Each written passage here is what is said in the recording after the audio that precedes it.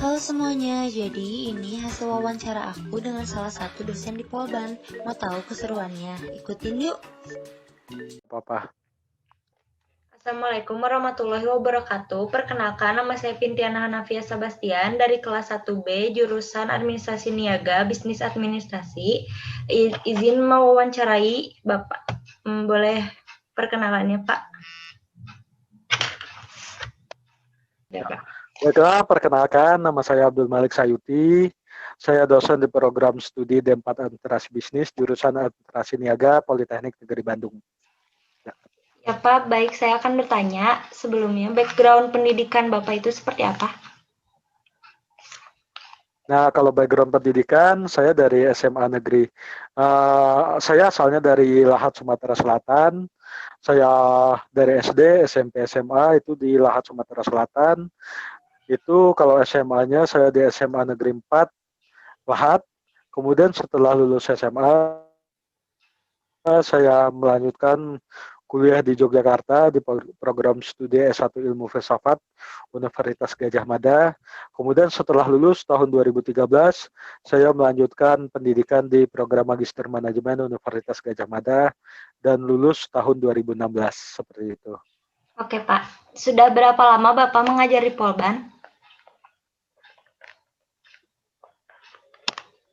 Kalau mengajar di Polban itu baru 1 tahun berapa ya, dari bulan Juli, sekitar Juli Agustus, setahun 3 bulan seperti itu. Jadi saya masih dosen baru gitu. Ya, baru 2 semester buat mengajar. Apa yang membuat Bapak tertarik untuk menjadi dosen keyboard skill di Polban, Pak?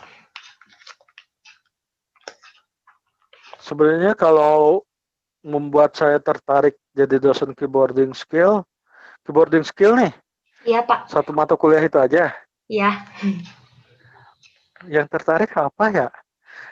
Mungkin karena unik aja sih. Pertama mungkin dari penugasan sih sebenarnya. Karena memang saya dosen baru dan semua dosen di prodi Administrasi Bisnis Polban itu adalah harus menguasai terkait keyboarding skill. Makanya dosen baru juga harus menguasai hal tersebut. Baik, Pak. Menurut Bapak pendapat tentang pembelajaran online? Untuk mengajar. Kemudian juga memang sih mata kuliah keyboarding skill saya tidak belajar. Menurut saya ini hal yang unik nih. Kenapa uniknya?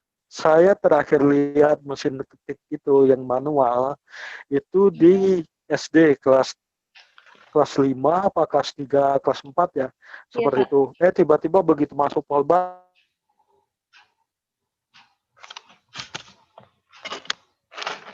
Halo, Pak. ternyata pengetik. Maaf, Pak, suaranya putus-putus, Pak.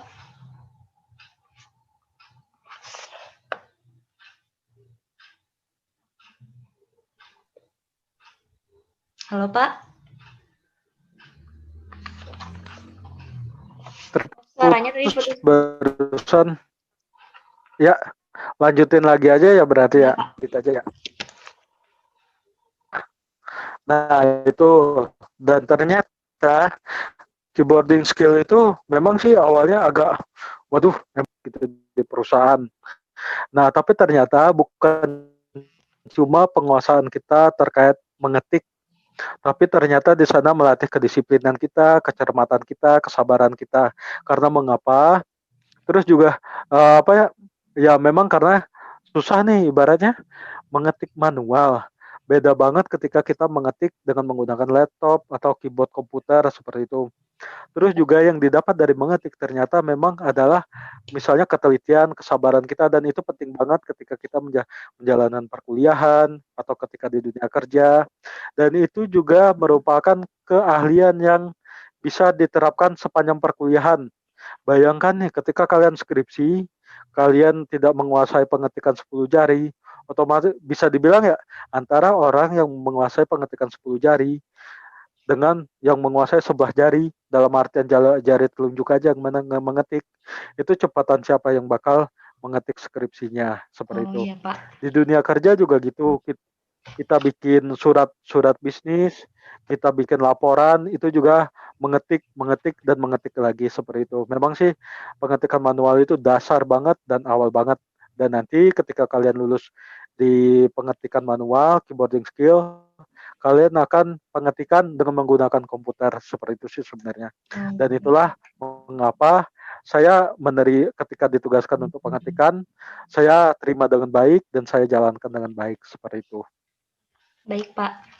Pertanyaan selanjutnya, pendapat Bapak tentang belajar online kayak gini gimana sih, Pak? Efektif atau enggak? Nah, sebenarnya kalau efektivitas sih tergantung banget, baik itu tergantung materi yang dipersiapkan si pengajarnya, tergantung dari pengajarnya menyampaikan seperti apa, dan lagi tergantung dari mahasiswanya juga. Misalnya nih, terkait dari dosennya, mengajar tuh tidak hanya menjelaskan aja, bisa aja dia menggunakan ice breaking biar nggak bosen, atau ditanyain satu-satu, ibaratnya, "Ini orang sudah nangkap belum sih?" Atau jangan-jangan dia melamun di depan komputernya. Terus juga minta direview kembali, atau mungkin dari sistem penugasan bisa. Terus juga dari sisi mahasiswanya juga.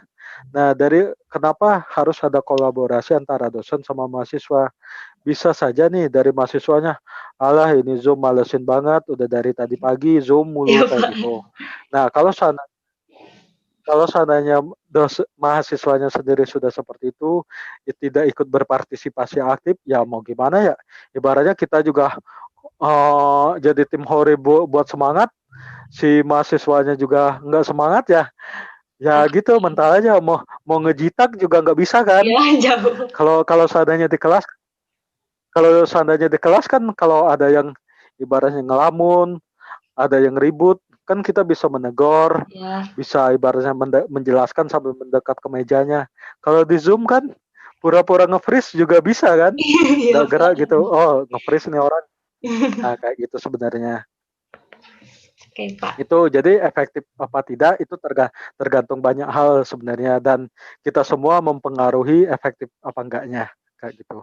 Baik, Pak. Selama Bapak mengajar di Polban, apa saja pengalaman menarik dan menyebalkan yang dialami?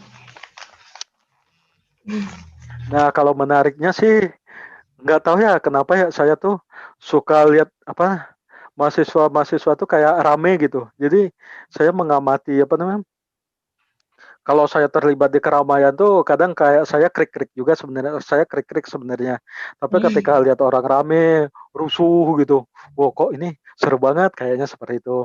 Terus juga tiap tiap tahun juga melihat orang-orang yang beda, ada yang masuk, ada yang keluar juga tetap apa namanya tuh menjadi alumni juga ketika ketemu tetap say hi seperti itu. Yang masuk jadi ibaratnya tuh pergaulan saya ketika di perusahaan otomatis rekan-rekan kerja saya saja.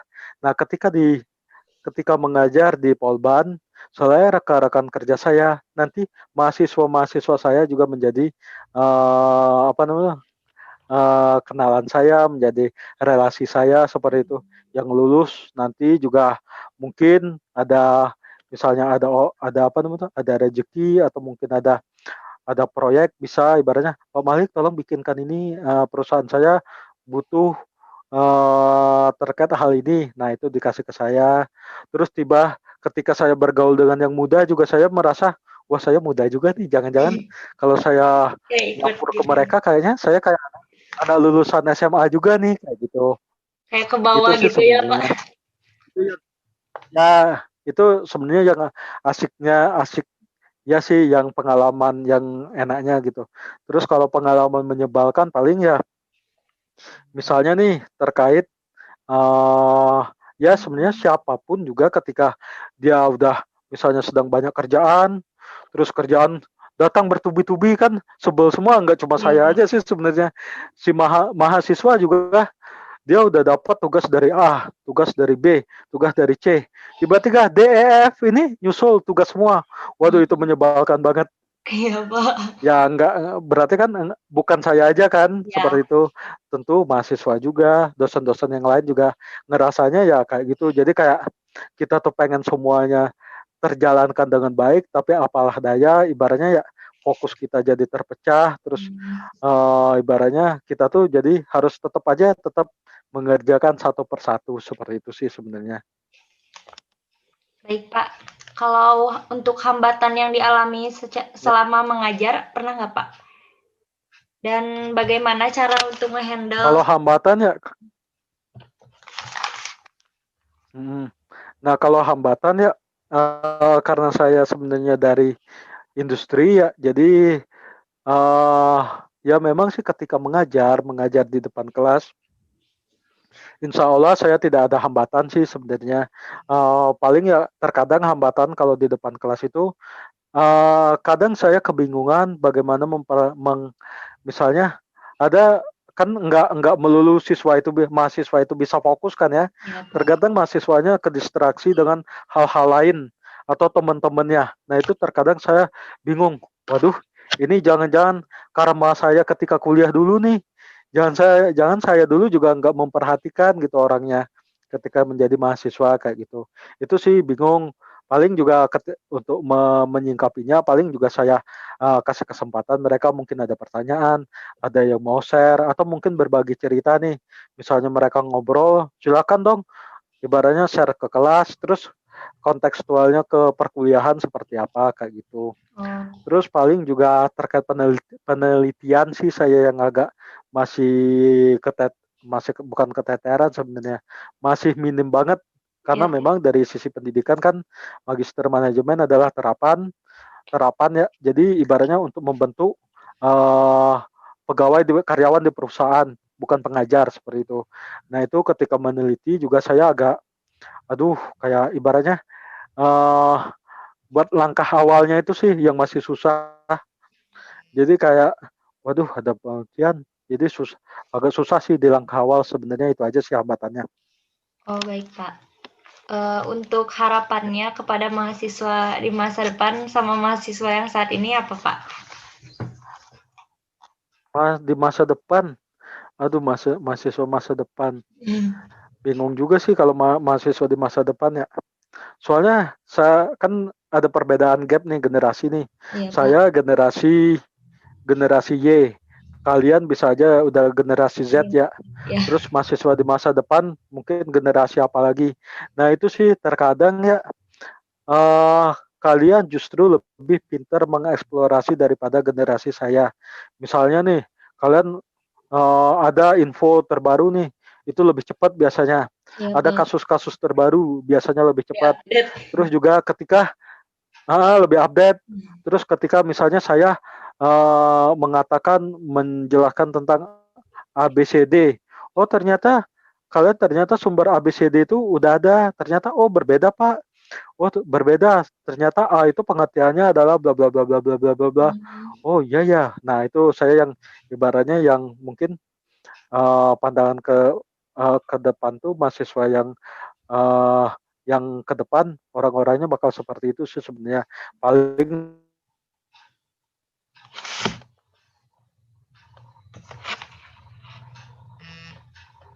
Halo, Pak.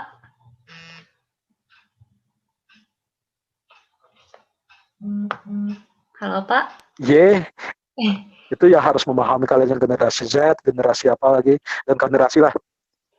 Iya, Pak. Baik. Tes, jelas, sudah Ya, jelas? Pak. Tadi ke jeda. Udah, Pak. Halo? Halo? Halo, Pak.